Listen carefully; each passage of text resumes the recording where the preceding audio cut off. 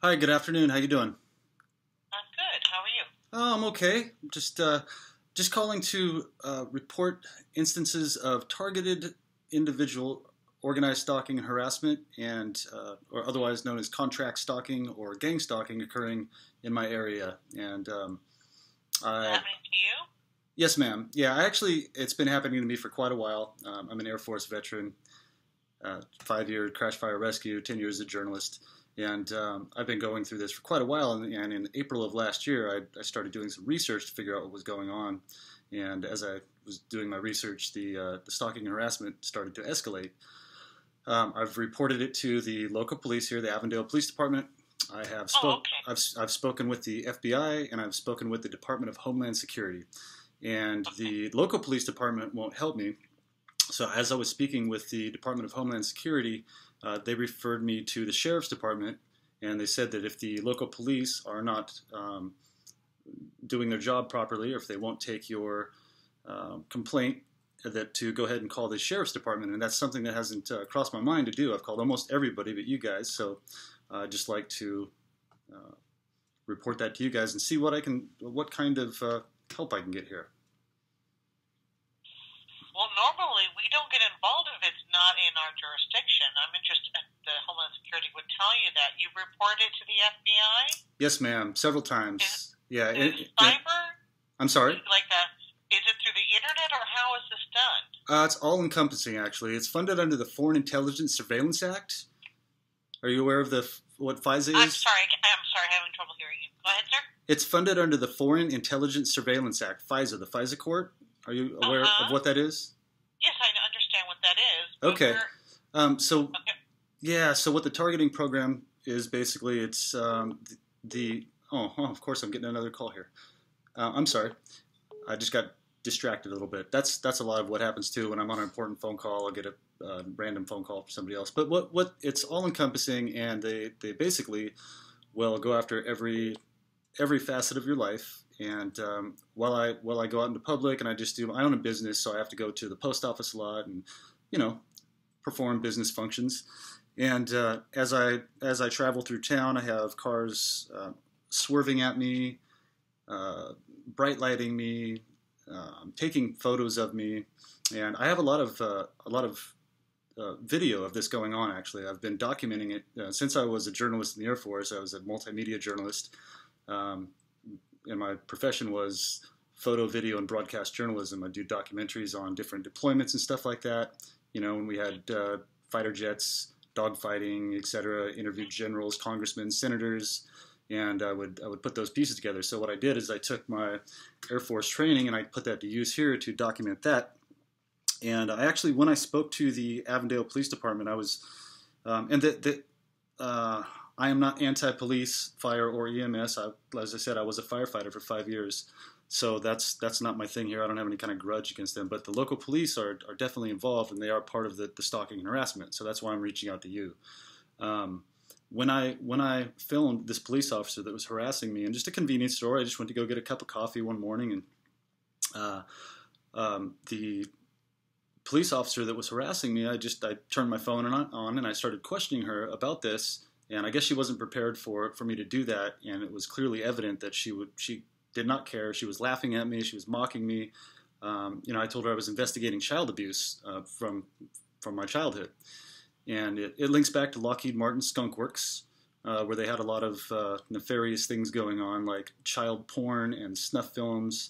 And this evidence is coming out now, and in my network of targeted individual friends, there's quite a few people that have experienced the exact same thing. So, as I told her that I was abused as a child and I was investigating this situation, she laughed at me. She told me to fill a form out online and said, "Oh, that'll get the ball rolling. Good luck with that, buddy." It's on YouTube. My last name is Barden, Barden. I've got over 100 videos, and it's on there. There's a photo of a police cruiser in that video if you'd like to check it out or pass that on up the chain of command. But amazingly enough, even though I've never been arrested for anything other in my life, I got a DUI when I was 19. Um, I haven't been convicted of anything ever. And 3 weeks later, after I posted that video, I was arrested for aggravated assault with a firearm. and that going to court actually here on August 21st for that. But this all occurred when I was by what agency, sir? by Avondale Police Department. Did you have a firearm on you? Well, I'm not supposed to speak about the details of that, so that's I'm just telling you what happened 3 weeks after I reported this. You know, the timing was impeccable. And I have been recording and uploading videos since November. And as I started doing that, the stalking and harassment got worse. So, you know, I know about running code 3, and these guys will drive by me, and as the second that they get next to me, they will run lights and sirens like they're going code 3, and then all of a sudden they'll get the call canceled. And I know that happens because I've been on some code 3 calls, doing that for 5 years. I understand that the amount that it's happening, the repetition, and the timing, it makes it literally impossible for that to happen that many times. And they've also done other things to harass me, but I've documented all of that. So, you know, you guys are kind of like the last people I can call for some help with this. You know, and it is coming out. And if you guys, I do understand that enforcement agencies have what's called a national security letter. And that's given to the agency by the FBI or the CIA or the NSA, depending on which organization is surveilling this person. And you're not legally allowed to divulge any of that information. So basically what I'm doing this is for posterity, to report this crime. It's what it is. It's human trafficking, because these groups actually are, that are involved in this, are funded somewhere in the government, most likely through FISA, and then the Department of Homeland Security, FBI, etc., CIA. I'm not sure, but it's a form of human trafficking, because these people are literally conspiring to stalk and harass and slander innocent American civilians, and you know, I'm going through it pretty bad right now. So I'm reaching out to the people that I trust in to help me. And I'm just hoping that I can get some kind of answer from somebody. Well, what has the FBI said? They usually hang up on me as I start to explain this to them. Actually, this is one of the longest phone calls I've been on, trying to explain this to somebody. FBI hangs up on me. I lived in Oklahoma for a couple of years in Norman. It was going on in Norman. I called the FBI. They hung up on me. They asked me if it was a federal matter, and I said, I'm really not sure. I was calling you because you're the federal employee, and maybe you could help me. And they hung up on me. So I've called them again here in Avondale, and I explained what was going on, and they hung up on me as well. So I called Department of Homeland Security yesterday, and I was explaining what was going on. They have a thing called DHS Blue Campaign that's specifically set up to report human trafficking, which I understand this is fully. I called to report human trafficking, and the lady said to call the local police if it's a stalking harassment case. I explained to her that I had talked to the local police about this, and they won't do anything about it. And she said, if the local police department won't do anything, the county sheriff is who you need to call. And that kind of seems to be the standard operating procedure here. When I call an enforcement agency and report this and give them, some facts and information, they usually pass the buck and just tell me to call somebody else. So basically, you're the last person I have to call. So, well, I understand that, and I appreciate that. However, we work in our jurisdiction. Well, I live in Maricopa County. I understand that, but you live in the city of Avondale. Okay, so if the local police department is not performing their job properly and they are involved in a criminal activity, who regulates and monitors them? The Attorney General's office overlooks the PDs and the Sheriff's office. Oh, okay. So you Arizona Attorney's office, Attorney General's office. Okay, so the Attorney General is who I need to speak with. Do you know who the Attorney General is? Or, I mean, I can look it up. I can just Google it, but.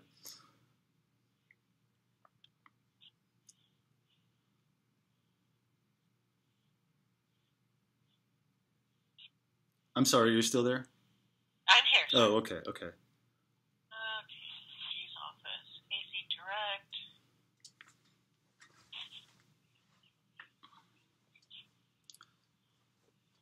And if you are interested in researching this further, there's actually an executive order that's been enacted in December of 2017 called 13818, and it deals directly with this, what's going on right now with executive order by whom? Donald Trump signed it in December of 2017. It's Executive Order 13818.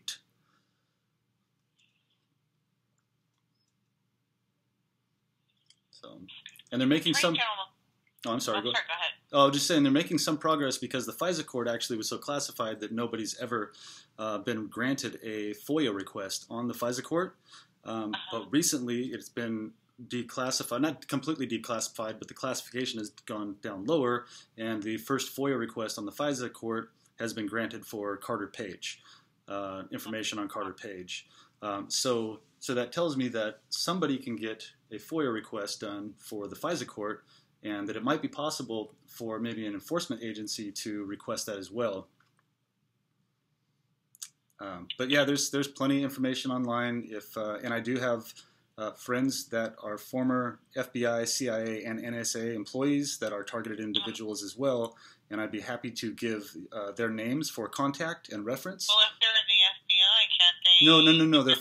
They're former employees of the FBI, NSA. So they have no judicial authority. No, they don't. Okay. Yeah. Okay. And you said you have YouTube videos? I do, yes. Barden, B-E-R-D-E-N? My name is Michael, M-I-C-H-A-E-L. Okay. Barden, I'll definitely look up. Bravo Alpha Romeo Delta Echo November. Got it. Oh, I see. I just found it. Never forget. Yep. Okay. So look through yeah, your videos. and So let me go to give you the Attorney General's office. It's the azag.gov, and they have a phone number of 602-542-5025. okay. And they've got a lot of Solicitor Generals on there, but if you go to their webpage, they should have a place where you should be able to make an online complaint, or call them directly. Okay. And just to since you have the page up and everything, I just want you to be aware that I started doing these videos in November of last year, and my cortisol levels were through the roof because I didn't completely understand what was going on, and I was really wrapped around the axle. I was wound up, and now as I've done, I felt like I was the only person in the world that's going through this, because what it is, it's a PSYOP, psychological operation, and this has all been proven that the United States is involved in psychological operations. I've worked on some of these bases. I worked at Fort Meade, Maryland, where the NSA facility is, and worked with people that have been involved in psychological operations. And the ones that are highly classified that nobody knows of are called USAPs, Unacknowledged Special Access Programs. So they can't say anything to anybody. It's like that. If they tell anybody, they have to kill them kind of thing. So, but the information is coming out more. And if you do start with my earliest video in November, I do almost sound like a crazy person because I was so upset and I didn't know what was going. Yeah, I was in fight or flight all the time because people were breaking into my home, moving furniture around, stealing items out of my home, and damaging my vehicles. The neighbors it's a long story. It takes a lot of research to truly understand this thing. And what they do is they try to put you into instances that when you do report them to a police officer or a mental evaluator, it mimics schizophrenia and delusion. So it's very tough to report this without sounding like a crazy person, and that's the way it's set up. There's the MMPI test, the test. I'm sure you've taken one. You're an officer. That I took when I became a firefighter, and when I interviewed with the California State Corrections and Norman PD. I've taken this test several times. But it states in that test, it asks you if you're being followed by people, if you know who is responsible for your downfall, different things like that. And those questions are specifically targeted for this program. So if somebody answers that question, they'll say, "Oh, well, you're delusional. Nobody's following you." But now there's a lot of proof coming out, and that executive order is it speaks about this, what I'm talking about. And there's actually law being legislated in California right now that will no longer allow police officers or medical professionals to commit somebody if they state that they're being stalked and harassed. They have to investigate it. So now that law hasn't gone through, but usually laws that are passed in California or in New York, kind of make their way in. People will use the verbiage of the law and mirror it and adopt it in their state. And I left California for a reason. I don't want a lot of California's laws to move here. I moved to Arizona because of the way it is.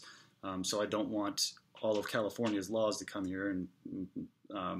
But this one I wouldn't mind, because it is something that a lot of people are dealing with and that are being committed into mental facilities. They are being prosecuted for crimes that they haven't committed, and they're killing themselves. And that's what this is. It's a slow kill program and a psychological operation. So I just wanted to pass some of that information on to you, not just for myself. There's a guy that lives right across the street here from me that contacted me that's dealing with actually some much worse stuff than I am. Called V2K, and there's so much to it that it's very hard to explain all of it. But again, if there's anybody at the Sheriff's Department that wants to contact me and have me contact some people, or have me help them contact some people that fully understand this program. Like, there's a guy named Dr. Robert Duncan. He went to Harvard. He worked for the CIA, and he developed a lot of the technology that's used in this program. And he's now a friend of mine, and he'll speak with just about anybody regarding this situation, because he developed this technology to be used against other countries. Basically, he was never aware that the technology was going to be used on innocent American citizens for profit. So I'd really like to get you guys in touch with some of those people if you really do want to understand this fully and do something about it. Okay. So. What's the phone number for you, sir? 48. Okay. Okay. Let me look into your videos and see if I can catch up and. Okay, yeah, educate myself on what's going on with you, okay, sir? Okay, and mine is just basically my personal experiences, so it's kind of hard to understand. Well, no, I speak about some of the details in this too, but definitely some of those other people that are truly the experts that have developed the technology and stuff are some of the better people to look up, like Dr. Robert Duncan, and there's a guy named Dr. John Hall out of San Antonio, Texas, NSA employee named Karen Melton Stewart, who worked for the NSA for 28 years. Passed a psych eval every single year, and is fighting in the targeting program currently. Gerald Sosby, who worked for the FBI, who is targeted also, and then a guy named Kevin Shipp, S-H-I-P-P, who is former CIA counterintelligence that discovered one of the heads of the FBI was actually a spy for another country. So these are people with reputable careers that or basically whistleblowers that have been gone after by the government, basically under the Obama administration, for speaking out about this, the Brain Initiative, and there's so much information. But yeah, I invite you guys to call me at any time. You have my number, and I'd be happy to to pass along the rest of that information to you. Okay. All right. Thank you very much for listening to me. I really appreciate it. Absolutely. Okay.